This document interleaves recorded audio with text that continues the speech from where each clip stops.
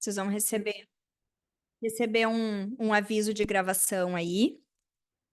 Então, vamos começando esse round de agosto. Sejam muito, muito bem-vindos. Acredito que mais gente vai entrar aqui aos poucos, mas eu já vou começando com os anúncios. Então, muito obrigada. Estou com muita saudade de encontrar vocês. Estava sentindo muita falta.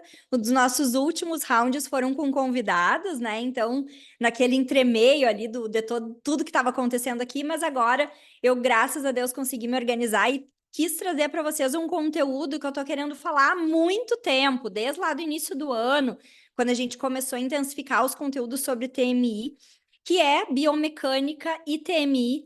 É um assunto que aparece muito na consultoria, né? Então, a gente tem uma consultoria que a gente trabalha com os profissionais diretamente, é uma consultoria individual em duplas, e é um assunto que aparece muito, principalmente abrangendo as dificuldades que vocês têm, que a gente tem no nosso dia a dia, na prescrição, né, do TMI, na execução das avaliações.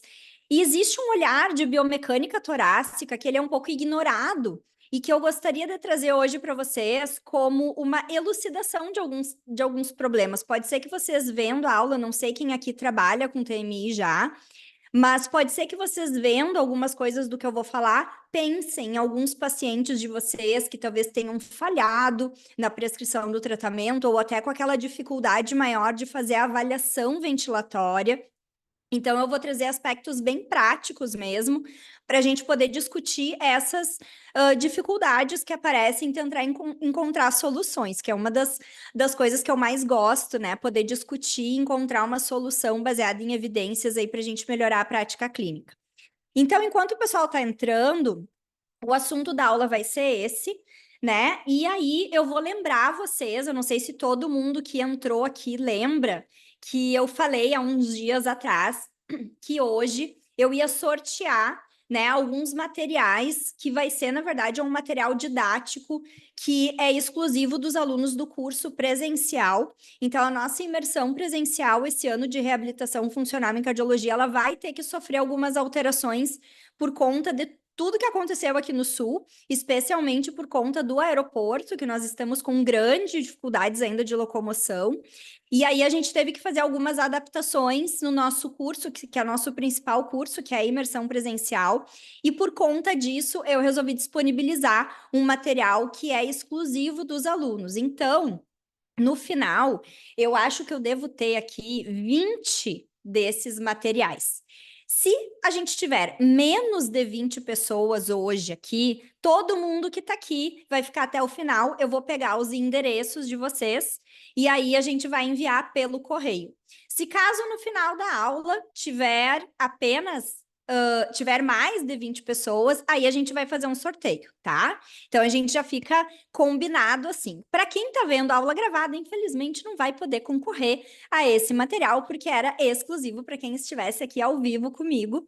Então, lembrando vocês disso, então, se porventura alguém precisar sair mais cedo, me manda uma mensagem depois, tá? Para a gente poder pegar os dados e poder enviar para vocês, porque a gente manda pelo correio esse material e eu vou adorar que vocês recebam, porque foi um material que eu fiz para o ano passado, a gente atualizou para esse ano. E realmente ia ser apenas para os alunos da imersão presencial, mas eu resolvi presentear todo mundo que acompanha os conteúdos como uma forma até de agradecimento pelo apoio que todo mundo tem dado, né? E para esse retorno que está cheia a nossa sala hoje. Então, gente, a gente vai começar a falar, e aí lembrando também que no final da aula, depois, eu vou colocar lá no grupão, a gente vai abrir as inscrições pro workshop, tá? Então, assim, eu não gosto, tá? Eu não sou uma pessoa adepta daquele marketing comercial, então vocês não vão me ver fazer uma aula aqui direcionada para a venda, tá? Mas é claro que como o conteúdo tem a ver, e eu já estou divulgando esse workshop há um tempo, depois da aula a gente vai lançar, então vai acabar disponibilizando as vagas. E aí, para quem quiser, o workshop vai acontecer dia 7 de setembro. Ele vai ser um workshop, assim, super direto e reto também, prático, que eu vou fazer uma coisa que eu tenho muita vontade há muito tempo, que é pegar o manuvacômetro analógico, o MVD 300, o K5 e o KH2 e comparar esses equipamentos na prática, tá? Porque também é uma dúvida que aparece muito, o pessoal tem aí uma pira, né, com a Power Grid, que obviamente são ótimos equipamentos, mas a gente precisa também entender que nem todo mundo tem acesso e que a gente pode sim fazer um ótimo trabalho com outros equipamentos que tem no mercado. Então, olha, Aline em Portugal, que legal. Pode mandar que eu te mando material sim.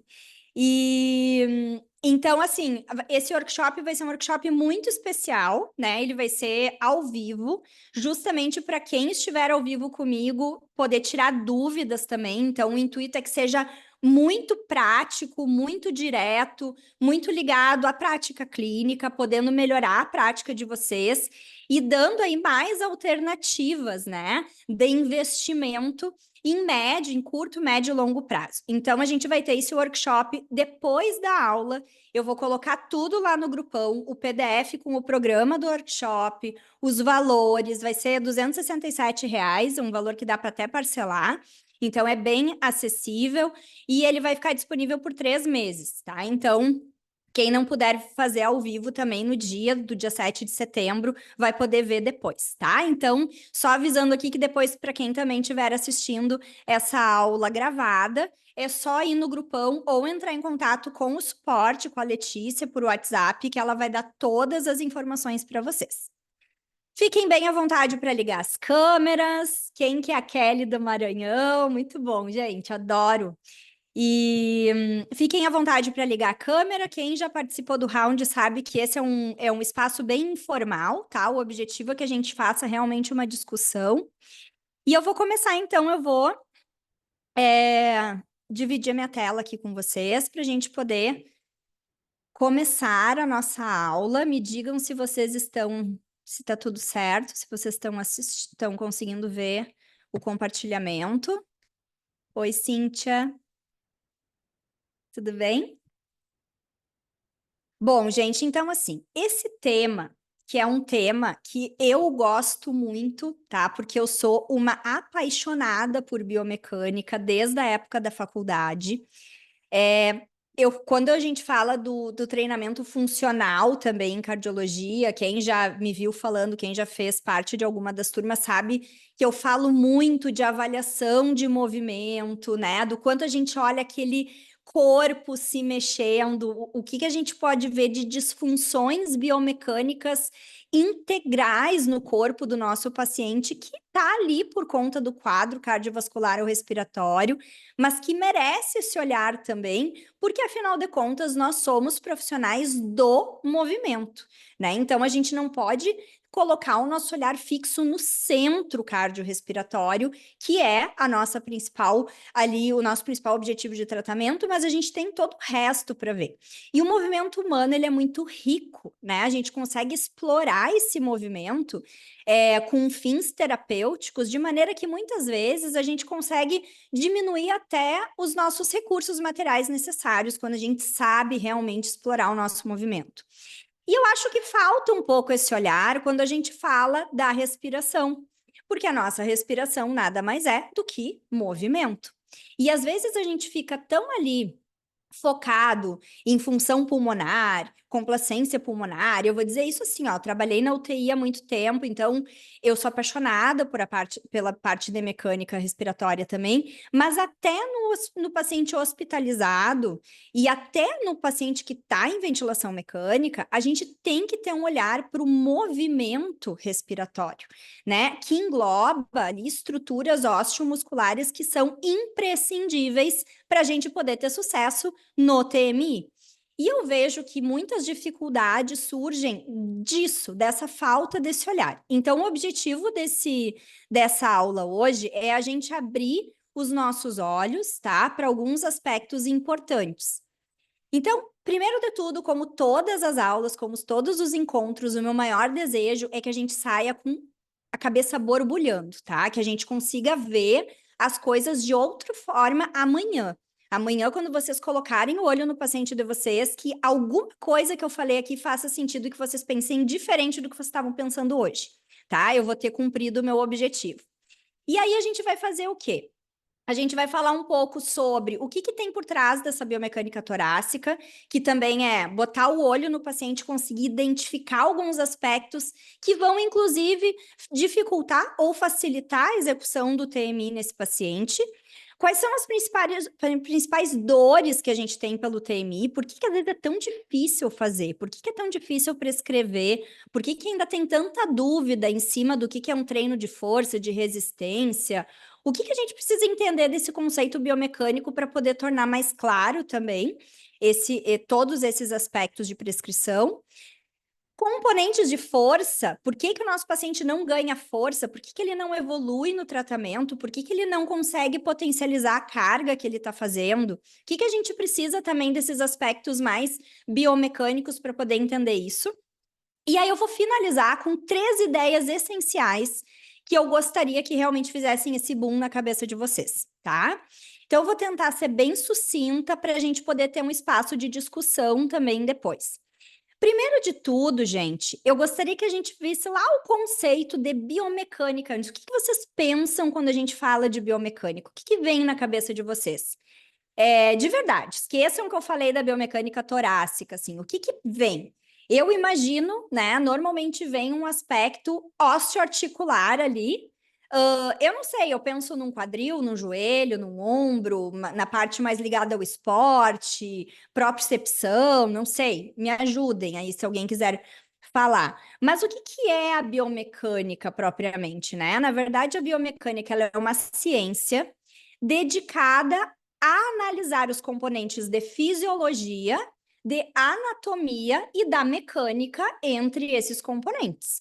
E isso a gente tem de sobra na nossa respiração, né? A respiração, ela não se restringe ao pulmão, muito pelo contrário, o pulmão é uma das partes ali, mas a gente tem componentes muito complexos envolvendo esse mecanismo que merecem essa atenção e também são estudados pela biomecânica. Então, a gente não vai falar aqui de mecânica ventilatória.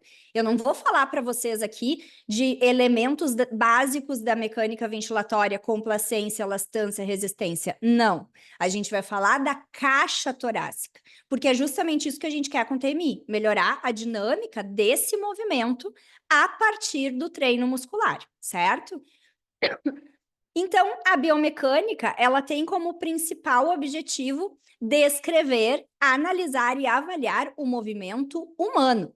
E é isso que eu queria que vocês disparassem em vocês, quando vocês olharem ali para o tórax do paciente de vocês, que vocês entendam que componentes estão aparecendo ali, de maneira que vocês não pensem só, não sei, em uso de músculo acessório, que talvez seja o que nos arde no olho, né? Que a gente é mais treinado. Mas todos os outros componentes que estão presentes nessas disfunções biomecânicas e que na hora lá da gente fazer uma PI máxima, fazer o S-index, fazer uma prescrição de resistência, às vezes esse paciente não tolera nem a avaliação, porque a gente precisa olhar um pouco para esse padrão e para a qualidade de movimento ventilatório. E aí, então, e o que é o treinamento inspiratório? Então, se a gente pensa na biomecânica, a gente traz esse treinamento para esses aspectos mecânicos. E o que é o treinamento inspiratório? Ele é um treinamento, né? Eu botei ali inspiratório e expiratório, porque a gente sabe que o músculo expiratório também melhora sua função diante do TMI, mesmo que a gente não faça o treino específico expiratório, a gente vê pelos estudos que o músculo expiratório também treina. Ele é uma prática exclusiva do físio, né? A gente que prescreve, e ele melhora as condições ventilatórias justamente a partir da melhora da mecânica. Porque a gente trabalha com componentes mecânicos, com músculo, com articulação e com pressão negativa, né? Aumenta essa pressão negativa intratorácica, que é justamente o mecanismo fisiológico da respiração. quando a gente coloca lá uma carga linear na pressão inspiratória, que é isso que a gente faz com o TMI, a gente está dificultando a inspiração e fazendo com que esse paciente faça mais esforço, então gere uma pressão mais negativa, né? Ele vai ter que fazer um esforço maior para poder fazer a alteração do volume de ar corrente durante o ciclo. Então, a gente trabalha basicamente com aspectos mecânicos. Quando a gente coloca que o TMI melhora função pulmonar, melhora VF1, melhora teste de caminhada, melhora a pressão arterial dos pacientes com hipertensão.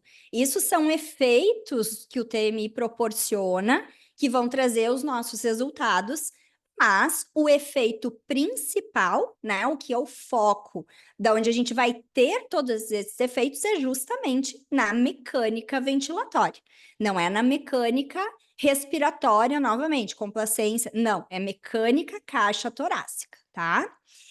Então, para isso, é mais fácil a gente traçar aí, porque eu vejo também que existe uma complexidade, a gente precisa simplificar o nosso conteúdo, né? A gente precisa traçar aí um racional muito simples. Se eu estou treinando músculo inspiratório, eu estou trabalhando com duas coisas principais aqui. Com o treinamento muscular, porque a gente está treinando o músculo esquelético. Ah, mas é intercostal, mas é músculo esquelético. Ah, tem mais fibra do tipo 1, do tipo 2B. Mas é músculo esquelético. Pode ser um músculo esquelético com uma característica ali histológica um pouco diferente do músculo periférico, mas os princípios de tratamento, de treinamento são os mesmos. A gente está treinando o músculo, mas a gente está fazendo uso da função ventilatória. A gente está trabalhando com a respiração. E aí, então, além dessa mecânica direta, músculo, costelas, né, todos os componentes ósseo-musculares, a gente vai ter também os componentes da interação cardiopulmonar. Mudança de pressão intratorácica, mudança de débito cardíaco, resistência vascular periférica, dentro desse exercício, que é extremamente complexo. Então, isso é importante porque quando a gente impõe esse tipo de tratamento para um paciente que é disfuncionado, então aqui a gente começa a falar do DPOC grave, do insuficiente cardíaco. Vocês imaginem que essas estruturas já estão em disfunção e a gente vai ter que colocar uma carga em cima delas para poder ganhar essa função. Então, esses aspectos, eles merecem uma atenção muito importante do componente do movimento que está sendo executado. Tudo bem até aqui? Está claro para vocês? Vocês estão se distraindo com a TV lá atrás? Vou desligar. Não? Bom, então se a gente for pensar o seguinte, quando a gente fala de mecânica, vamos pensar em biomecânica torácica, tá? Olha os componentes, pensem que assim, se a gente tirar todos os músculos, a gente vai ter aqui componentes ósseos, certo? Então, a gente vai começar a trabalhar aqui com articulações, olha a complexidade e a beleza disso. A gente vai trabalhar com a mudança, vocês estão vendo que aqui eu tenho a excursão diafragmática, certo? Eu tenho a abertura dos pulmões, e tem o coração ali. Toda vez que numa respiração basal, fisiológica, sem posição de carga, sem pressão positiva, não tô fazendo CPAP, nem BIPAP, nem TMI, nem nada. A respiração que a gente está tendo aqui. A gente vai ter essa interação cardiopulmonar acontecendo e essa mudança de pressão que acontece intratorácica, com essa pressão negativa que aumenta ali, vai levar uma alteração também mecânica dos pulmões contra as câmaras cardíacas, certo? Isso tudo vai alterar ali retorno venoso, débito cardíaco, né? Isso acontece a cada ciclo ventilatório. Quando a gente tem o TMI, essa pressão negativa ela fica maior, como eu falei para vocês, a gente trabalha numa dificuldade. Então, eu vou ter uma mudança da tração realizada dos músculos respiratórios, dessa força de tração sobre o gradil costal. E essa alteração de pressão que vai acontecer vai aumentar mais ainda esse eixo de interação mecânica pulmão-coração. Então, quando a gente fala assim, ó, dos efeitos do TMI sobre a pressão arterial, sobre o débito cardíaco, que em estudos de longo prazo ali aparecem lá no final de 12 semanas, de 8 semanas, esses efeitos eles são consequências de sessão a sessão por conta desse componente biomecânico. Eu não sei se vocês já haviam pensado a respeito disso. Mas é justamente nisso que a gente trabalha, melhorando o tensionamento dessas fibras. Então, o que a gente vai fazer? A gente vai aumentar a espessura diafragmática, vai aumentar a força diafragmática e vai também aumentar o tensionamento de toda a musculatura acessória intercostais. Então, vocês já peguem o paciente, por exemplo, pensem em um paciente DPOC. Ele vai ter já uma alteração dos aspectos das costelas mais horizontalizadas, ele vai ter um tórax mais rígido, mais elevado, certo? Vamos pensar naquele DPOC bem clássico. Vocês imaginem esse tensionamento da pressão positiva do TMI sobre essas estruturas que já estão disfuncionadas. Então, essa ação ela vai ser completamente diferente. Aí a gente pensa mais do que isso. Além dos músculos, a gente vai ter que trabalhar aqui com articulações costo-externais e também com as articulações costo-vertebrais. Então, toda essa parte articular também vai estar envolvida na biomecânica ventilatória, na biomecânica da caixa torácica, e vai ser diretamente afetada por essa pressão que a gente está dando lá no Power Breath, lá no threshold. Quando a gente pensa em tensionamento, a gente pensa na alteração de todas essas estruturas. Então, a gente precisa pensar nesses componentes, certo? Então, uma breve lembrança aqui para coisa que vocês devem estar já carecas de saber, todo mundo aqui acho que já tem tempo de profissão, mas justamente a pensar no ângulo de tensionamento dessa musculatura. Toda a musculatura ela vai ser tensionada com mais força ainda quando a gente aplica essa carga. Todos os músculos, a gente não está trabalhando só no diafragma. Está trabalhando intercostais, está trabalhando acessórios e está trabalhando também o diafragma. Né? Então, a gente vai mudar essa dinâmica, tanto dos parasternais, dos intercostais, do esternocleido. Se esse paciente já faz uso da musculatura ventilatória, ele vai fazer o TMI com carga, ele vai usar mais essa musculatura. E aí, nesse momento, é o momento que eu tenho de olhar para esse paciente e pensar, peraí, eu estou colocando essa carga aqui, é isso que eu quero que ele faça? Eu quero, será que esse DPOC que está né, tá com fraqueza ventilatória, ele precisa do TMI, mas será que a execução certa é essa? É eu dar essa carga, impor essa carga pressórica aqui para melhorar a força, mas fazer com que ele use mais ainda a musculatura acessória dele? Ou será que eu preciso pensar um pouco mais nesses componentes biomecânicos aqui, como melhorar esse aspecto da caixa torácica aqui, como ativar um pouco mais esse diafragma para então esses músculos responderem também ao incremento de carga e também ganharem força, né? Onde é que eu vou estar dando função para essa musculatura? Então, eu tenho que ter esse mecanismo de ação muscular muito claro no meu pensamento, porque é isso que eu vou estar potencializando. Quando eu medir lá a minha PI, vai aumentar a PI. Mas e aí? O que eu aumentei? Qual foi a função que eu aumentei? Será que eu melhorei mesmo essa ventilação? Ou será que eu cumpri ali um protocolo que está no artigo, mas eu não pensei nessa funcionalidade torácica de uma maneira adequada?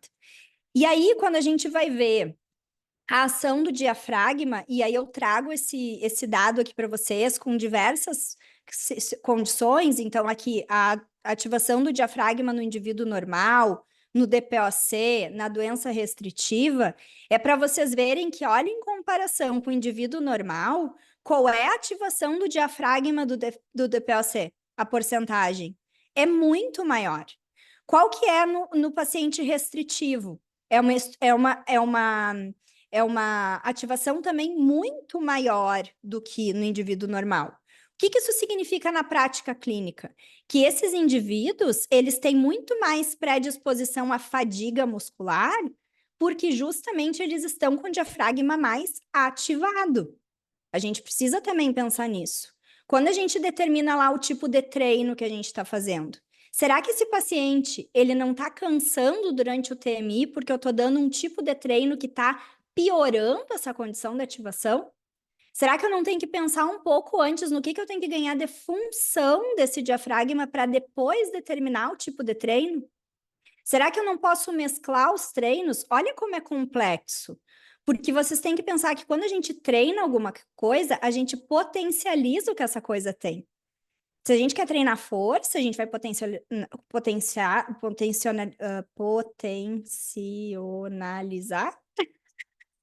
força, a gente vai dar potência para aquilo que a gente já tem. Então, a gente tem que fazer essa avaliação de movimento para poder entender o que eu quero, o que eu quero melhorar. E aí eu trago para vocês esse artigo que eu mandei, né, lá no grupão de manhã, ou no início da tarde, que é um artigo de um grupo brasileiro. Eu não sei se a Tati está aqui ou se ela vai assistir a aula depois, a Tati Rondinel, minha querida amiga, que é uma das primeira autora do artigo.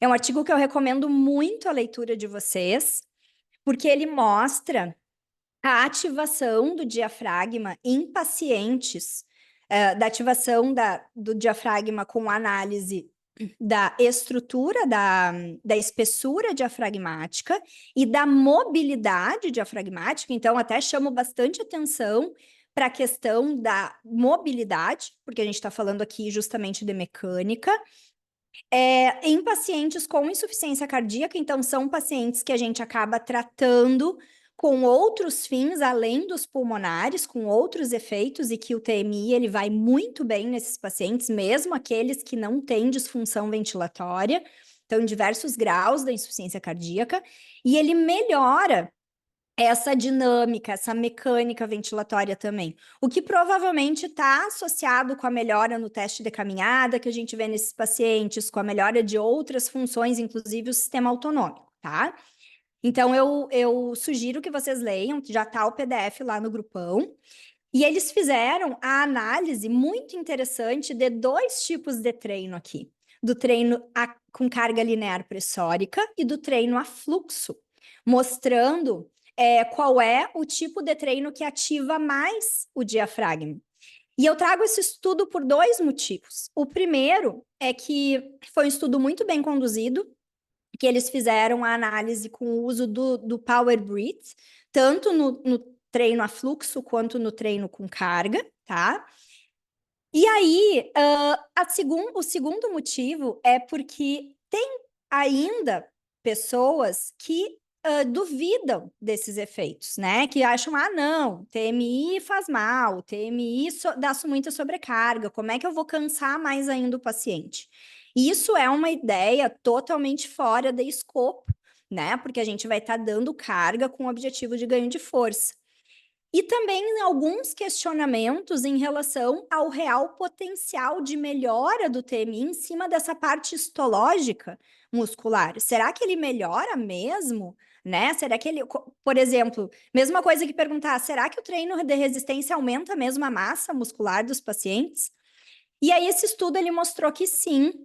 E vejam que interessante, em pacientes com insuficiência cardíaca, que são pacientes altamente comprometidos, com fraqueza muscular e sarcopenia, né, na sua grande maioria, eles encontraram que tanto o TMI com carga linear pressórica, que é esse aqui, quanto o TMI feito com fluxo, melhoram essa dinâmica diafragmática. Eles analisaram aqui a espessura diafragmática, a fração de espessura, então, o quanto aumentou, né, em porcentagem, e a mobilidade.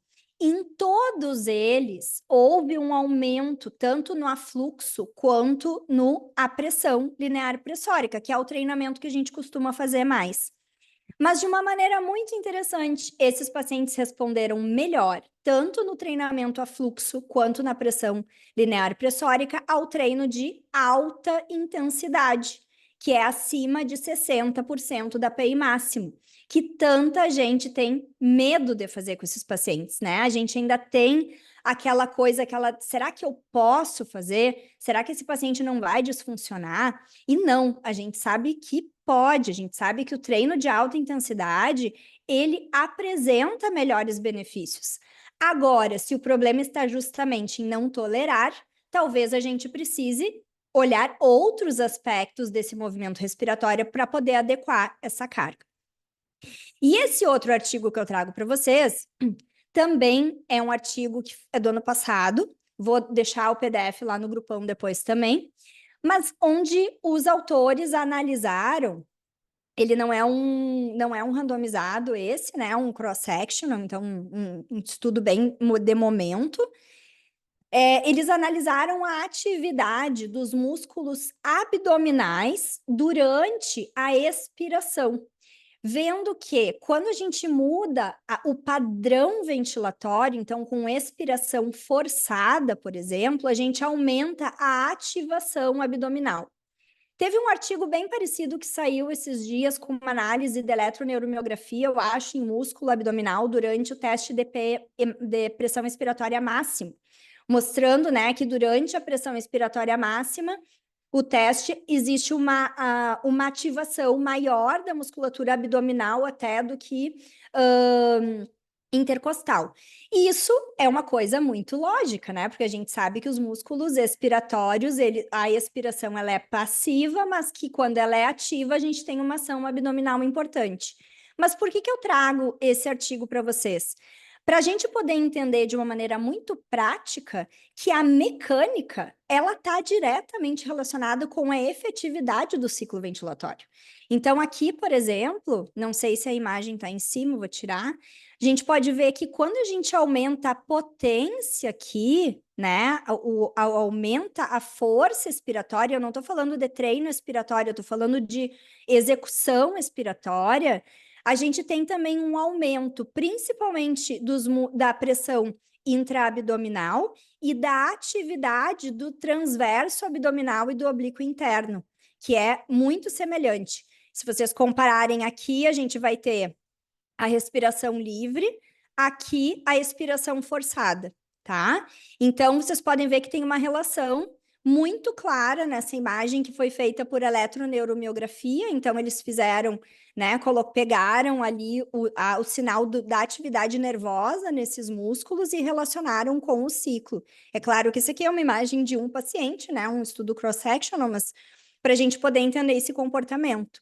Então, quando a gente transfere isso para a prática clínica, que a gente pega também aquele paciente que tem um padrão ventilatório dificultado, talvez uma expiração dificultada, um paciente obstrutivo, né, um DPOCzão clássico, que a gente tem que pensar também quando a gente vai sobrecarregar essa musculatura que seja a inspiratória, como é que está a condição biomecânica de relação dessa expiração também, que eu vou ter, além daquela sobrecarga diafragmática que a gente viu naquela outra figura que eu mostrei para vocês, a gente vai ter um aumento da ativação abdominal também.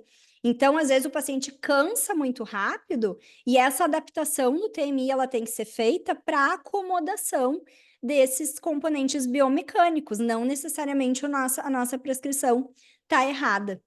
E aí a gente começa a pensar justamente nas nossas dores. O que é o mais difícil do TMI? Pensem aí, o que é mais difícil para vocês no TMI?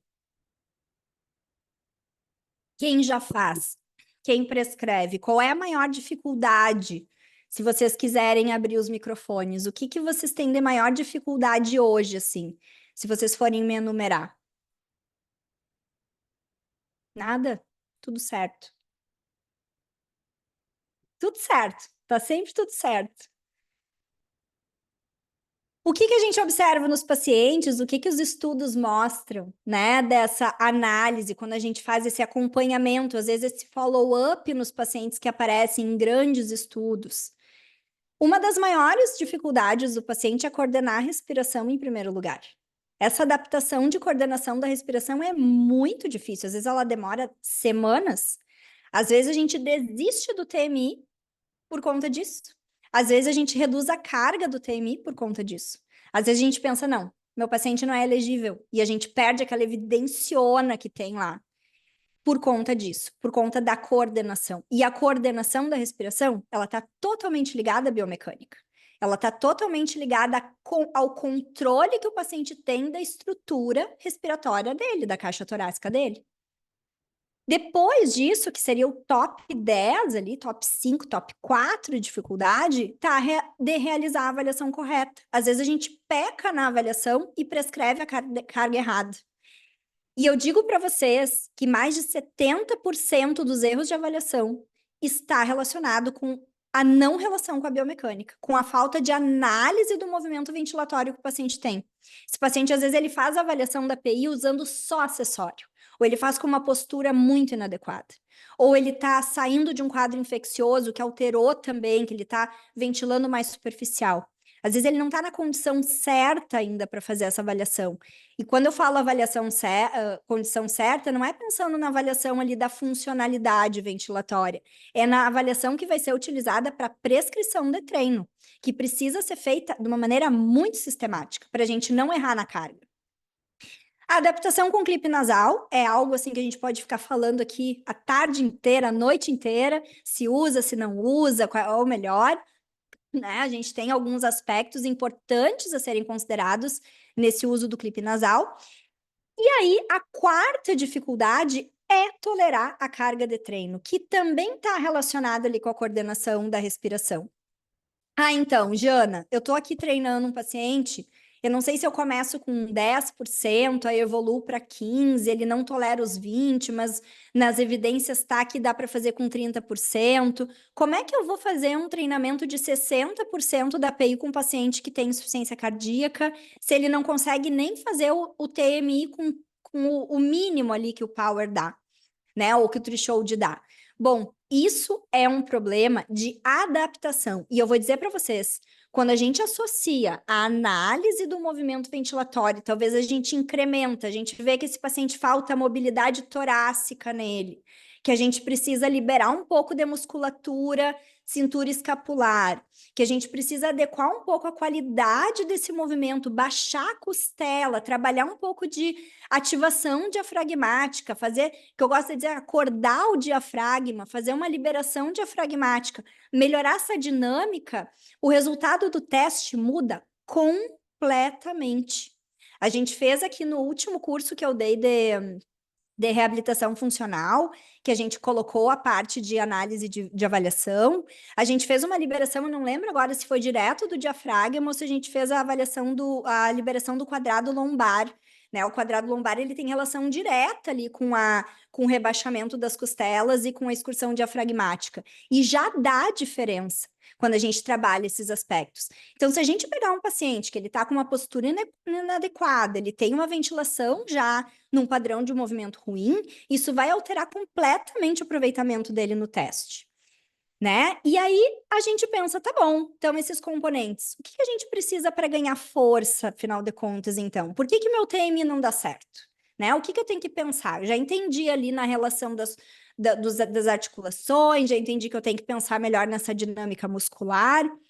Quando a gente pensa no sucesso, e eu não poderia deixar de trazer aqui como sucesso de qualquer treinamento a imagem dessa maravilhosa que ganhou a 6ª medalha hoje, o que isso tem a ver com TMI? Por que a Rebeca não fez TMI? Quer dizer, eu não sei se ela fez, mas não sei, né? Não é por isso que eu trouxe a imagem dela aqui, para dizer que ela ganhou por conta do TMI. Não sei. Na verdade, por quê? Porque a gente tem que abrir o nosso pensamento, pensando lá naqueles primeiros slides que eu mostrei para vocês, de que o racional do TMI é o mesmo de qualquer treino. Eu preciso ter a condição de qualquer treinamento que eu preciso ganhar função e eficiência, que qualquer atleta tem, qualquer especialidade tem, para melhorar esse movimento respiratório também. Então, eu preciso de individualidade biológica, eu preciso entender desse paciente o que melhor para ele. Não interessa estar ali naquele grupão do artigo do randomizado. aquilo é importante, mas a vida real é diferente. Eu preciso entender a individualidade desse paciente para poder saber que tipo de treino vai melhor para ele. Depois, a sobrecarga. Eu escutei esses dias de uma aluna, falei que ia trazer uma treta aqui para vocês, de uma aluna que estava fazendo um curso super conhecido no mercado. Claro que eu não vou nem citar, nem quem me disse, nem o curso, mas que falaram que não precisa dar sobrecarga para melhorar a força ventilatória, que não precisa do TMI, né? Que o TMI prejudica, que aumenta o esforço ventilatório, que seria ruim para o paciente. Isso é uma grandíssima falácia, porque a gente pode sim aumentar a força inspiratória sem o TMI, mas jamais sem sobrecarga. No mínimo que a gente vai ter, por exemplo, se eu pegar um corredor que faz TMI e um corredor que não faz TMI, comparar esses dois corredores com o indivíduo normal, ambos vão ter melhora da força ventilatória, muito provável. O que fez TMI, provavelmente mais ainda do que os outros dois. Mas, num corredor que não faz TMI, a sobrecarga está no aumento do trabalho ventilatório que ele faz treino a treino. Então, para eu ganhar força, eu preciso sim da sobrecarga. Eu preciso de adaptação em continuidade, e aí isso daqui você tem que prestar muita atenção, porque isso aqui está diretamente relacionado a essa nova conformação biomecânica também. Então, eu preciso bater na tecla, às vezes o TMI, eu preciso ter ele como segundo plano, eu preciso adequar uma função mecânica, biomecânica adequada primeiro, para depois começar a ganhar, preparar esse território para isso. E eu preciso sempre pensar na reversibilidade e na especificidade. Reversibilidade se eu parar de treinar uma semana, eu vou perder força, vou perder função, e o músculo ventilatório ele perde função muito mais rápido do que o músculo esquelético periférico. E na especificidade, que seria na minha escolha ideal entre treino de força e treino de resistência, que é uma das grandes dúvidas também que todo mundo tem. Além disso, vamos pensar que para ganhar força, e aqui entra direta a análise biomecânica, eu preciso lembrar da famosa lei de Frank-Starling, né? Que a gente aprende que quanto maior o relaxamento, quanto maior a distensão, quanto maior o estiramento de uma estrutura, maior é a força de contração dela. Se eu pegar um elástico, esticar, esticar, esticar, esse elástico vai contrair muito mais rápido. Com o músculo é a mesma coisa. Mas o que isso tem a ver? Tem a ver que se eu tenho um músculo, uma fibra muscular, pensem nos pacientes de vocês, tá?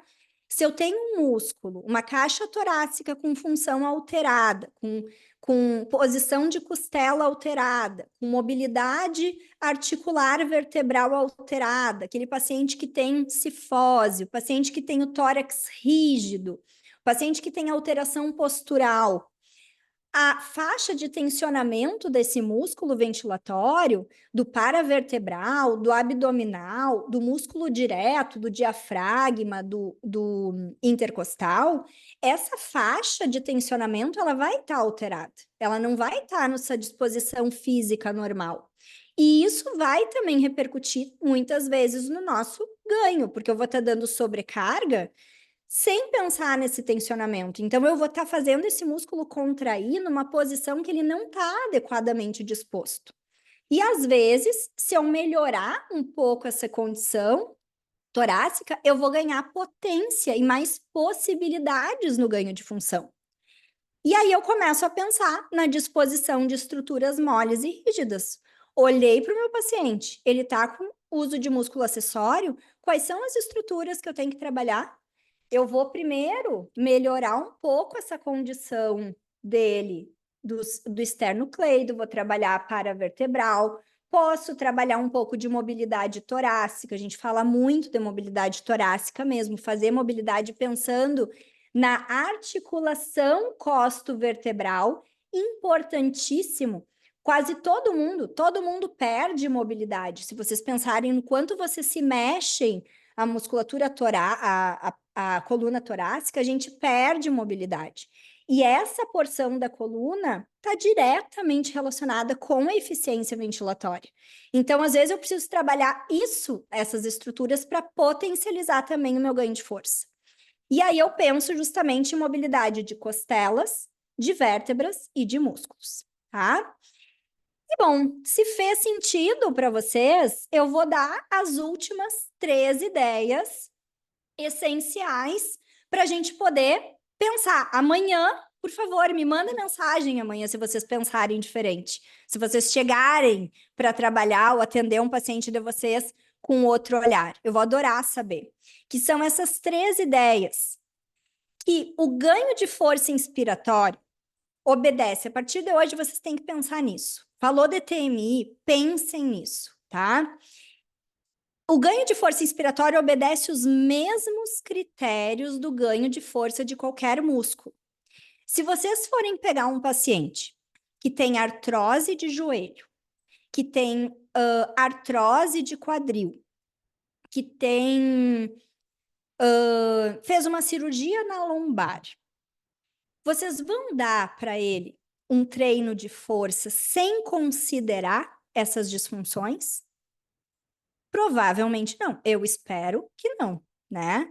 Se vocês veem um paciente que tem alteração funcional de movimento, a primeira coisa que a gente tem que pensar é numa adaptação para o treino de força, porque o treino de força é um treino de sobrecarga. No músculo respiratório é a mesma coisa. A gente precisa pensar da mesma forma. Se essas estruturas não estiverem dispostas de uma maneira funcional, a gente precisa talvez adaptar isso para poder ganhar mais força. Então, a gente precisa pensar na melhora da funcionalidade torácica e na relação entre essas estruturas envolvidas: músculo, costela, vértebra, articulações, tensionamento de fibra muscular, o que está sobressaltando mais, como é que está essa respiração, para considerar se, mesmo que esse paciente tenha indicações formais para o TMI, se ele está apto a fazer esse TMI agora, ou essa avaliação ventilatória. E aí aqui eu trago um exemplo para vocês de uma paciente minha, que eu fiz esse vídeo semana passada, e eu quis botar ele aqui hoje, muito embora eu não gosto muito de mostrar a imagem de paciente meu, mas para vocês pensarem que, assim, para a gente aplicar sobrecarga numa estrutura osteomuscular, eu vou trazer de novo aqui, isso aqui é um conceito do treinamento funcional, tá? Da reabilitação funcional que se faz lá em atleta. Que faz na cardio também, né? Mas, assim, pensamento do funcional mesmo, teoria de método, tá? Para aplicar uma sobrecarga em uma estrutura osteoarticular, precisamos antes considerar as condições biomecânicas dessa estrutura a fim de evitar lesões ou piora dos padrões inadequados de movimento. Foi o que eu falei para vocês antes do joelho. Se a gente for analisar biomecânica, a gente pensa mais em estrutura periférica. Se eu tiver uma alteração ali de movimento, o ideal vai ser eu melhorar esse padrão de movimento primeiro, para depois colocar sobrecarga, para evitar lesão. No músculo ventilatório, a mesma coisa. Essa paciente aqui é uma paciente de DPOC. Ela faz o TMI, só que ela passou por uma agudização do quadro de DPOC. Ela está num quadro agora de anemia. Então, investigaram, inclusive ela tinha feito já a transfusão, não respondeu muito bem à transfusão, foi para uma investigação mais profunda da anemia. Estava com uma causa aí de dispneia muito importante, de saturação muito importante. Não era por conta do quadro da DPOC controlada, mas justamente por conta do quadro anêmico. Foi uma situação bem diferente, porque ela trata comigo por conta mais da parte cardiorrespiratória, e apareceu essa situação nova aí dessa anemia, que precisou ser tratada, está sendo tratada de uma maneira muito mais incisiva agora, para melhorar a resposta. Só que a gente deu 15 passos atrás na parte ventilatória dela, porque ela começou a não tolerar. E aí, o que acontece? Ela fez esse quadro de anemia muito importante, ficou internada, fez transfusão, a parte ventilatória começou a cair. Aí começa aqui, frio no sul, chuva, esse tempo horrível, começou a exacerbar DPOC. Ela era uma candidata e fazia TMI, só que ela começou a parar de fazer. Por quê? Porque mudou toda a conjunção. Mudou, sabe? Lá, a reversibilidade, o destreinamento, ela ficou 5 dias no hospital, a função dela foi para o beleléu. E a gente teve que dar 2 passos atrás. Aqui ela tá fazendo shaker, mas eu trouxe isso para vocês, porque justamente a condição biomecânica dela, que ela tinha quando ela estava indo bem no TMI, mudou muito nos últimos dias. Ela ficou com mais dor, ela ficou mais retraída, ela ficou com medo, ela ficou internada, ela começou a decair função. E aí eu digo para vocês, aqui ela tá fazendo shaker sem carga respiratória nenhuma, né? Um exercício ali de fluxo expiratório. Olha o uso da musculatura acessória que ela tá fazendo. Deixa eu ver se eu consigo voltar aqui. O uso da musculatura acessória que ela faz na inspiração, que é clássico, né, do DPOC. Ela tá aqui com um uso grande, ela tinha melhorado muito essa condição aqui do uso do músculo acessório. E aí eu trago para vocês isso, por quê? Porque se eu for intensificar aqui um ganho de carga com ela, com um treinamento com carga linear pressórica, sem considerar isso, eu vou estar potencializando esse tensionamento dos acessórios. Então, a gente dá um passo atrás, vai melhorar de novo essa condição com ela, para depois começar a adaptar o TMI de novo. E é isso, a vida real é isso, a gente vai e volta e acha o melhor caminho. E a última coisa, justamente essa. Muitas vezes a gente precisa tornar o TMI uma meta. Eu falo muito isso com o pessoal que me manda mensagem, eu recebo assim, ó, mensagem toda semana, umas 3 ou 4 mensagens de pessoas que estão achando que o TMI não vai dar certo. Esses dias eu falei com uma aluna que ela estava com também um caso de uma DPOC que estava com uma força, não lembro quanto que era de força, mas a força dava assim, não dava nem a carga do power, tá? Sabe, né, a carga mínima ali do power branco, que começa em 7 centímetros de água, acho, não lembro direito a carga, mas ela tinha o power, esse o clínico, e não dava nem a carga. Só que era uma paciente que, né, se fosse ver a porcentagem da PI que tinha dado no teste. Só que era uma paciente também, DPOC, com um quadro que, assim, eu não conhecia a paciente, mas discutindo com ela, com certeza, essa função biomecânica alteradíssima para poder fazer uma avaliação da PI que realmente tivesse ali uma conjuntura, né, legal para poder fazer o treino de carga. Então, às vezes, a gente precisa ganhar um pouco de condicionamento, ganhar um pouco de funcionalidade, melhorar essa relação e tornar o TMI uma meta, tá? E não necessariamente a primeira escolha. Então, eu vejo que, assim, é uma possibilidade terapêutica? É. Tem evidência? Tem.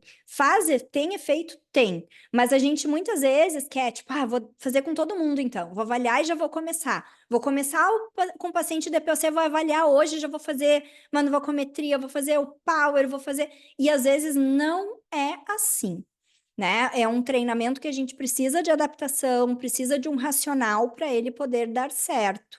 Porque senão a gente vai justamente entrar numa ali de eu não consegui botar 30%, vou botar 20%. Ah, não, mas eu vou botar 10%. Mas hoje o paciente fez com menos, mas como é que eu adapto?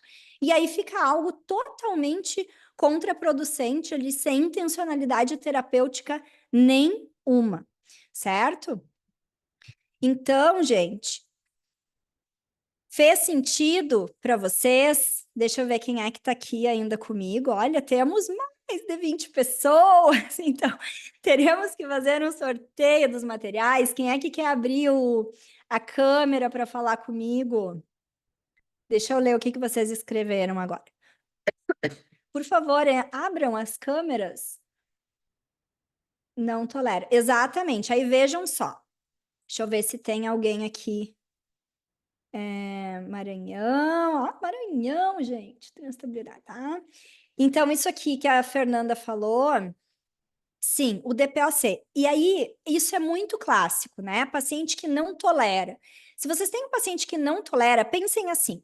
Os estudos, eles são feitos com pacientes graves, né? Não todos, mas assim, a gente tem estudos com pacientes DPOC graves, a gente tem estudos com pacientes na UTI, a gente tem estudos com paciente insuficiente cardíaco classe 3 e 4. Se são feitos estudos, no mínimo eticamente, esse estudo foi aprovado. Isso nos tira um pouco da incerteza em relação à segurança dessa prescrição. É seguro prescrever? É seguro. É seguro fazer TMI em alta carga com paciente insuficiente cardíaco? É seguro. Mas meu paciente não tolera. Ele disfunciona. Calma lá. É muito provável que o problema não seja o TMI. É algum outro olhar aí que a gente precisa ter dentro dessa execução, tá? Então, grande parte dessa intolerância está justamente nisso.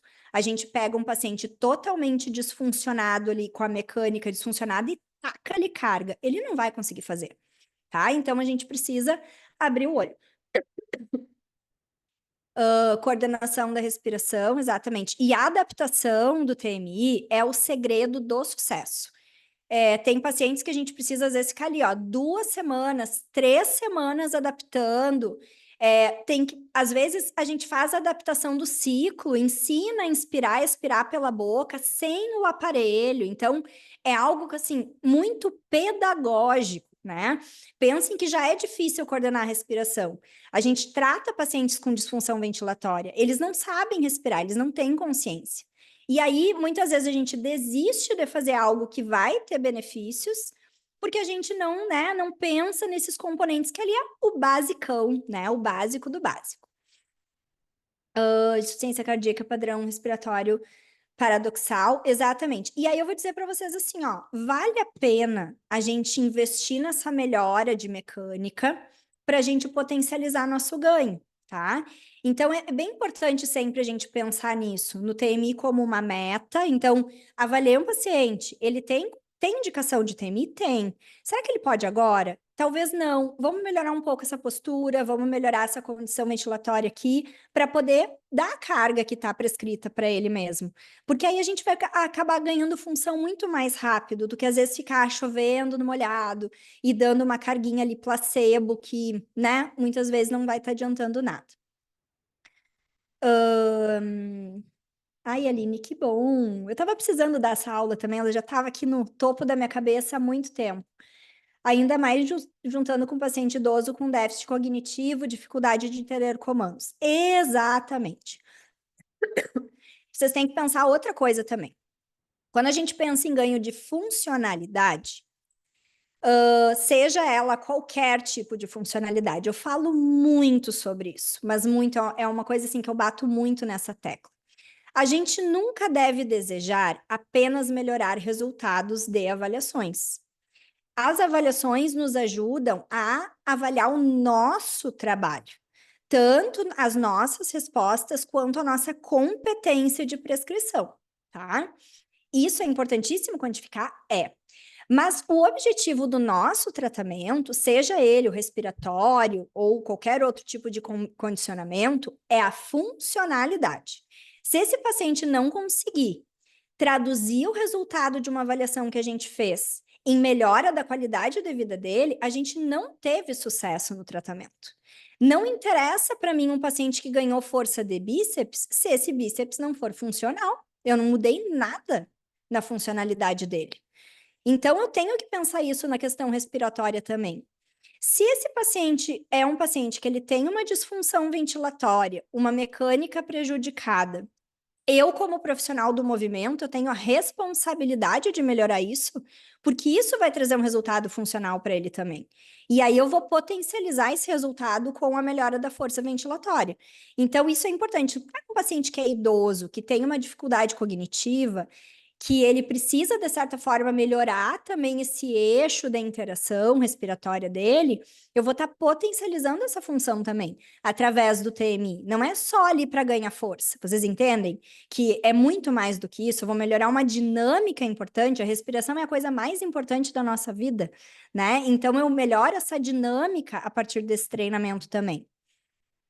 Estou com muita dificuldade com paciente neuromuscular, muita fraqueza, estou nessa do TMI. Gente, o paciente neuromuscular é um paciente que exige muito cuidado, tá? É um paciente que ele tem uma especificidade de treino muito grande e uma linha muito tênue ali, limitando o ganho de função e o overtraining. Então, como a gente tem alteração de sinal nervoso no paciente neuromuscular, e para ter realmente um efeito benéfico de qualquer treinamento de força, eu preciso ter uma placa motora preservada, né? Para eu poder ganhar essa força de uma maneira funcional. E o paciente neuromuscular é um desafio muito grande. A grande discussão, eu fiz até uma aula na Central falando um pouco sobre isso, e já discuti isso também antes, que uma das dificuldades é a gente saber o nosso timing, tá? Do TMI no paciente neuromuscular, porque é um timing muito sensível. A gente não pode insistir muito no TMI se a gente vê que ele não está ganhando, ou se ele estabiliza muito nesse ganho, porque a gente pode estar perdendo tempo de outras coisas que beneficiariam mais ele. Então a gente precisa ter muito cuidado. O que é isso? Pensamento primordial, tá? O paciente bem adaptado no TMI, ele vai ganhar força semanalmente, tá? Ele vai ganhar, ele tem que ganhar. Se esse paciente não ganha força semanalmente no TMI, ou eu estou pecando na prescrição, ou ele não está bem adaptado, ou realmente ele não tem elegibilidade, que é o que acontece muito no paciente neuromuscular. Ele treina, treina, treina e a força fica estagnada. Isso significa que ele não está evoluindo. Então, é um paciente que requer muito cuidado e uma avaliação muito minuciosa, tá, do profissional para poder realmente ver. Eu sei que é tentador, né? Paciente com fraqueza muscular, vamos dar o TMI. Mas a gente tem que pensar que a resposta a esse treino, ela tá disfuncionada também. Então, a gente precisa ter muito cuidado e muita sensibilidade para saber se a gente mantém, né, essa insistência em fazer ou se a gente começa a lançar mão de outras. É um paciente muito desafiador, porque infelizmente a gente acaba não tendo muito também, né, o que fazer em muitos casos. Então é bem angustiante. Dúvidas? Comentários? Perfeito, Aline. Ai, que bom. Foi tu que falou, Aline, com a Letícia essa semana? Não sei se foi uma Aline de Recife? Talvez tenha sido. Gente, oi, Lu, que saudade de ti. Tudo bem? Ah, tá, do litoral de São Paulo, tá. Gente, dúvidas, se vocês quiserem mandar dúvidas depois, por favor, tá? Essa aula, então, como eu falei para vocês antes, ela vai ficar disponível por um tempo, a gente vai avisar no grupão para quem não pôde estar ao vivo. Eu agradeço imensamente a presença de vocês. Eu fiquei muito, muito feliz com esse retorno. Falei que eu estava com muita saudade de ver todo mundo, né? Tem sido um trabalho árduo de mudanças, a gente precisou fazer muitas adaptações na nossa programação de 2024 aqui, mas realmente eu achei que ia ser muito bom falar desse assunto com vocês. E aí eu reitero, então, tá, que a gente vai ter o nosso workshop, que também é um projeto assim que eu tô querendo há muito tempo, desde a semana do TMI, era algo que eu queria muito fazer, e eu acho que vai ser muito, muito legal, porque a gente vai discutir de maneira bem prática muitas coisas que a gente falou aqui hoje. Tá, então vai ter muita parte biomecânica também, porque eu vou falar muito da execução das avaliações ventilatórias, né? Que é uma parte que eu dou no curso presencial, então eu vou transformar isso nesse workshop. O objetivo é que seja prático, direto e reto, e principalmente que traga uma elucidação sobre o uso de diversos equipamentos na nossa prática clínica, tá? Eu vejo assim, o pessoal, todo mundo tá muito power, power, power. Eu não tenho nada para falar mal do power, mas eu também não defendo marca nenhuma e eu acho que a gente tem que ser excelentes profissionais com os recursos que a gente tem. A gente não pode ser dependente de ter uma Ferrari para poder dirigir bem, né? A gente tem que dirigir bem com o carro que a gente tem. Se for um carrinho de mão, a gente tem que levar o máximo de gente possível nesse carrinho de mão, né? A gente tem que ser competente e fazer o que a gente pode. Então, eu vou fazer essa comparação, né? Eu não vejo muita gente falando sobre isso, então, do manovacômetro analógico, do MVD300 e do K5 e do KH2. É um equipamento que eu dou muito na consultoria, então tem a consultoria individual, A gente vai analisar os gráficos do Power Breach, dos relatórios, do MVD também, entender o que significa cada variável, entender na prática clínica para fazer diagnóstico, o que é importante, fazer o S-Index bem feito, a API bem feito, o que a gente precisa. E o objetivo do workshop é justamente que resolver algo assim, ó, que eu vejo que acontece muito é não tenho dinheiro para comprar o equipamento mais top, o que eu faço? Bota como meta, né? Vamos investir menos aqui, fazer um trabalho muito bem feito, porque, pessoal, tem artigo sendo publicado com manuvacômetro analógico, né? A gente precisa entender que o importante do TMI, que vem aparecendo muito, né? Graças a Deus, assim, as pessoas estão apostando cada vez mais nesse tipo de terapia. O importante dessa avaliação ventilatória, que é nossa, é o físio que faz, é a competência do profissional. O método de avaliação, tudo que a gente faz, as dinâmicas, as orientações do paciente são exatamente as mesmas, independente do equipamento. Então, a gente tem que usar esses instrumentos a nosso favor, tá? Então, o workshop ele vai ser ao vivo. Ele vai ser ao vivo justamente para a gente poder ter esse bate-papo também. Vai ser num sábado, no dia 7 de setembro. E aí eu vou colocar lá no grupão, já vou disparar, vou botar o PDF com o programa, já o link para quem quiser se inscrever. A gente vai fazer vagas limitadas, tá? E aí as aulas vão ficar disponíveis por 3 meses, para quem fizer nessa turma, tá? Dúvidas? Eu adorei ver vocês hoje. Ninguém tem dúvida? Muito obrigada, gente. Fico muito feliz, cada vez mais gente aderindo aos nossos movimentos. E, bom, mês que vem tem round de novo. E agora, quarta-feira, tem um encontro do Damas, tá? Vai ser muito bacana. A gente vai falar sobre o papel da mulher na reestruturação da sociedade. Vai ser uma pessoa maravilhosa que vai falar sobre tudo de conceitos que a gente tem aí para reestruturar nessa nossa comunidade que é dedicada à saúde da mulher. Como tem 21 pessoas aqui, e eu falei que seriam 20, eu vou confeccionar um material a mais e vou mandar para todo mundo, tá? O material para a casinha de vocês. A gente vai entrar em contato. Eu só preciso. Como é que eu vou fazer para saber quem esteve ao vivo aqui? Eu vou precisar pegar o nome de vocês, ou vocês me mandam, vocês podem me fazer a gentileza de só colocar lá no grupão, eu fui, que daí a Letícia entra em contato com vocês para pegar o endereço direitinho, pode ser? Combinado? Então tá bom, combinado. Vou já mandar os recados para vocês lá no grupão de tudo isso. Fiquem com Deus.